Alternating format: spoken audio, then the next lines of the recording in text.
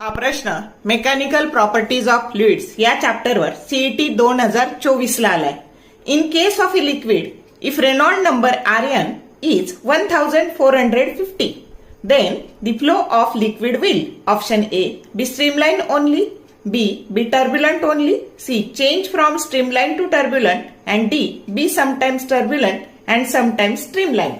मग आता Reynold number हा किती दिलाय तर 1450 आणि आपल्याला रेनॉल्ड नंबर बद्दल ह्या तीन गोष्टी माहित असल्या पाहिजे. जेव्हा Reynold number that is less than 1000 flow is streamline, Reynold number is greater than 2000 flow is turbulent, and when Reynolds number is in between 1000 to 2000 flow of fluid becomes unsteady, means it changes from streamline to turbulent. मग आपला दिलेला number 1450 आहे की जो 1000 to 2000 च्या मध्ये आहे आणि म्हणून करेक्ट ऑप्शन काय आहे C, changes from streamline to turbulent.